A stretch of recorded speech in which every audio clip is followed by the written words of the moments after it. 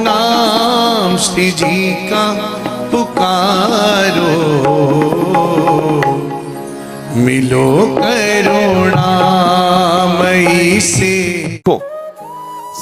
इस साधन जगत में भी आप अपने स्वभाव से जो भी साधना करेंगे उसका फल मिलेगा, लेकिन श्रीधाम वृंदावन में आपके स्वभाव की चर्चा नहीं है, वृंदावन के स्वभाव की चर्चा है। वृंदावन अपने स्वभाव से, अपने प्रभाव से आपका कल्याण कर देगा। वृंदावन ही प्रभाव सुनो अपनो ही गुण दे, वो अपना गुण देगा। आहा, कोटि मात्र परम स्निग्ध स्वभावे, करोड़ों माताओं का अगर प्रेम एक साथ कर दिया जाए, दुलार एक साथ कर दिया जाए, तो भी वो वृंदावन के दुलार के सामने नहीं। आप देखो, एक माता का दुलार देखने में मिलता है कि यदि बच्चे से कोई अपराध बन जाए और पड़ोसी पीटने के लिए उद्यत हो तो माता बीच में कूद पड़ती है, और अगर ये देखा कि पीटने से ही समस्या का समाधान होगा तो उसे नहीं पीटने देती और अपना पीटने का नाटक करती है।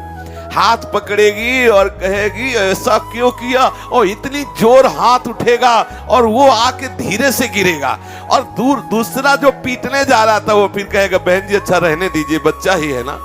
ये मतलब हाथ इतनी जोर उठेगा कि लगेगा आके धीरे, बिल्कुल ऐसा ही समझ लीजिए। बहुत पोले से अगर कोई ऐसा सिद्धांत भी आता है कि प्रारब्ध भोगना ही पड़ेगा, तो बहुत कृपा करके, बहुत दुलार करके वृंदाटवी अनंत माताओं जैसा प्यार लिए हुए तुम्हें प्रारब्ध का भी भोग सुखद लगेगा। कलह कलेश न व्यापे ही ठा इठौर बिष्टते न्यारी, नागरी दास ही जन्म जितायो बलिहारी बलिहारी। श्रीपाद प्रबोधानंद जी महाराज कह रहे हैं कि एक और आश्चर्य की बात बताते हैं। श्रीधाम वृंदावन में रमा, श्री लक्ष्मी जी और भगवान शिव और भी बड़े बड़े देवता ब्रह्मा आदि याचना करते हैं कि हमें अखंड वृंदावन वासी बना दीजिए। लक्ष्मी जी तो अब भी तपस्या कर रही बिल्ववन में, बेलवन जो जमुना पार है, आकांक्षा करते हैं बड़े। हरिराम व्यास जी ने भी एक पद में कहा है कि सूरी तेरे चरणन की रज पाऊं, बोले जो रज शिव शनकादिक याचत, सो रज शीस चढ़ाऊं। शिव शनकादिक जिस चरण रज की याचना करते हैं, ये ब्रह्मेश्वरादि सुदरूह पदारविंद श्रीमत पराग परमाद्भुत वैभवाया, ये परम अद्भुत वैभव से युक्त जो ब्रह्मा शिवादि के लिए भी दुर्लभ है, अखंड श्रीधाम वृंदावन का वास, लाडली जी के चरणारविंद की परिचर्या सेवा, ये वृंदावन धाम प्रदान करता है। सर्वाश्चर्य में बाहर के लोग इस बात को नहीं समझ पाएंगे, क्योंकि ये धाम का सिद्धांत है। राजकीय कानून और राष्ट्रपति अधिकार दोनों अलग हैं। राजकीय कानून में मुजरिम करार हुआ, जज ने न्याय कर दिया, फांसी चढ़ा दिया जाए, राष्ट्रपति ने माफ कर दिया। बोलो कोई काटेगा इस बात को? वृंदावन है राष्ट्रपति भवन, और प्रिया प्रीतम है अखिल ब्रह्मांडों के स्वामी, जो इनकी ऑस्ट्रेलिया भवन का महल का इन्होंने माफ कर दिया। कानून में उसे अनंत जन्मों में भी ये सब जितने कर्म किए भोग भोग के सड़ना होता, लेकिन कृपालु वृंदावन धाम ने माफ कर दिया। अब कोई अंगुली नहीं उठा सकता। यदि राष्ट्रपति ने उसके निवेदन को पास कर दिया और माफ कर दिया फांसी की सजा, तो दोबारा उस पर कोई प्रश्न नहीं कर सकता कि क्यों माफ। वो राष्ट्रपिता है, वो राष्ट्रपति है, वो कभी कभी किसी को भी माफ कर सकता है। जब एक लौकिक भूमंडल के राष्ट्रपति का इतना शासन है, तो जिनके रोमकूप में अनंत ब्रह्मांड वास करते हैं, वो प्रभु, उन प्रभु के महामहिमा में चरण चिन्हों से चिन्हित वृंदावन और हमारी लाडली जू अलवेली सरकार किशोरी जू, इनके निज महल में क्या इतनी सामर्थ्य नहीं? इसलिए हम दृढ़ विश्वास करें। श्रीपाद प्रबोधानंद जी कह रहे सर्वाश्चर्य की बात, बड़े बड़े देवतागण देखो, उद्धव जी भगवान श्री कृष्ण के समीप हैं, लेकिन जब वृंदावन आए और जो सुख इस रज में मिला तो विकल हो गए, कहने लगे कि मुझे यहाँ की घास बना दी जाए। आहा, वृंदावन तृण गुणमलताद्यनिशं सच्चिदृशात्मकं कलयन् प्रणमन्नति भक्ति भरादय इहि वसे तम नमन्त्यहो धन्या। वृंदावन में जो तिनका बन गए, जो घास बन गए, लता बन गए, वो भी धन्य हो गए। बोले सब कहने की बातें, घास बन गए तो क्या धन्य हो गए? किसी भगवत प्रेमी महात्मा की चरण स्पर्श की वो स्थिति जिसके लिए स्वयं भगवान कहते हैं अनुब्रजा में हम नित्यम पूयेत्यंगुरेणु भी, वो कोई महात्मा वहां बैठ गया या महात्मा के चरण पड़ गए, वो पहुंच गया परम पद में। श्री प्रियालाल यहाँ गलबैया दिए विहरण कर रहे, कभी उनके चरण पड़ गए, कभी ये चरण धूल उड़ करके उनके ऊपर पड़ गई। उद्धव जैसे महात्मा यहाँ की लता, यहाँ की गुल्म, यहाँ की औषधि बनना चाहते हैं। श्रीपाद कह रहे हैं वृंदावन तृण गुल्माद्यनिशम सच्चिद्रसात्मकम कलयन। श्री वृंदावन में जो लता बन जाते हैं, जो गुल्म बन जाते हैं, जो तिनका बन जाते हैं, जो औषधि बन जाते हैं, वो सच्चिदानंद स्वरूप होकर प्रियालाल को प्राप्त होते हैं। इस धाम का प्रताप है, इस सीमा के अंतर्गत वो घास फूस भी बन जाए तो भगवत प्राप्त हो जाएगा, वो चिदानंद स्वरूप हो जाएगा। ये इस धाम का प्रभाव है। फिर भी कह रहा हूं, ये जो मलिन अंतःकरण वाले हैं इसको बिल्कुल विश्वास नहीं मानेंगे। उनको लगेगा ऐसा क्या, ऐसा क्या। हम वृंदावन में देखते हैं सब वही दिखाई देता है जो संसार में होता है, क्योंकि संसार का चश्मा लगा इसलिए भैया दिखाई देता है। भगवत रसिक जी ने कहा चश्मा नित्य बिहार को दियो बिहारिन मोए। बोले हमको दिया है चश्मा बिहारिन जी ने नित्य बिहारी वृंदावन धाम की। अगर वृंदावन धाम को देखना है तो रसिकों का संग करो, चश्मा पास हो जाएगा। जब चश्मा पास हो जाएगा तो आप देखोगे बैठे बैठे लीला कैसा है वृंदावन, कैसी है लताएं, कैसा है इसका दिव्य स्वरूप। जिन जिन महापुरुषों ने अनुभव किया ये उनकी बात है। श्री वृंदावन धाम में जो भी लता पता गुलमौषधि सब सच्चिदानंद स्वरूप हो जाते हैं धाम के प्रताप से। जो भक्ति पूर्वक मनुष्य शरीर से वृंदावन में रह रहा उसकी महिमा का क्या वर्णन करूं। जब यहां घास फूस लता औषधि बनने के लिए उद्धव आदि बड़े बड़े देव कोटि के महापुरुष याचना करते हैं, क्योंकि यहाँ कोई घास बन गया, लता बन गया तो वो ब्रह्म स्वरूप हो जाता है, वो चिदानंद स्वरूप हो जाता है। फिर कोई मनुष्य शरीरधारी यहाँ भक्ति पूर्वक वास करता है, उसकी महिमा का वर्णन कैसे करें। कोई मनुष्य शरीर धारण करके यहाँ भक्ति पूर्वक वृंदावन में रहता है, वृंदावन को प्रणाम करता है, वृंदावन का यश गाता है, वृंदावन बिहारिणी बिहारी जी की सेवा में रहता है, चिंतन में रहता है, उसकी महिमा का कैसे वर्णन किया जा सकता है। हम तो केवल उसको नमस्कार करते हैं। जो ऐसा वृंदावनवासी है हम उसे नमस्कार करते। सर्वाश्चर्य में वृंदावन जिसके लिए याचना करते हैं बड़े बड़े श्रेष्ठ जन भी।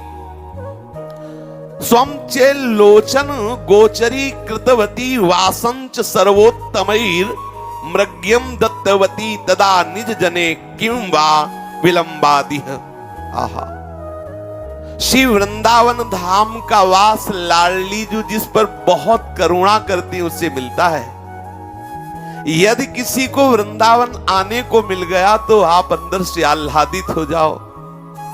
एक बार आके चले गए तो अब आपकी दुर्गति नहीं होगी, क्योंकि आपके रजिस्टर में एक बात लिख गई कि ये एक बार वृंदावन गया, एक बार बिहारी जी को देखा, एक बार वृंदावन में अपनी ग्रीवा झुकाई, एक बार राधा नाम सुना। इसी बात से पूरे रजिस्टर के हिसाब में हलचल पैदा हो जाएगी। अब उसको दुर्गति नहीं होने वाली। ये तो हम नहीं कह सकते कि इसी से उसे प्रिया प्रीतम की सेवा मिल जाएगी, लेकिन प्रिया प्रीतम की सेवा मिलने का योग बन जाएगा, उसे पुनः जन्म मिलेगा, पुनः भक्ति संपन्न ऐसे भागवत महापुरुषों का संयोग मिलेगा कि वो भक्ति परायण। अब पड़ गया बीज भक्ति का, अब वो नष्ट होने वाला नहीं है। इसीलिए श्रीपाद प्रबोधानंद जी महाराज कह रहे हैं श्री जी जिस पर बहुत कृपालु होती है उसे वृंदावन का वास मिलता है। यदि आपको कहीं ऐसा सौभाग्य प्राप्त हो गया तो आप ठुकराइएगा नहीं।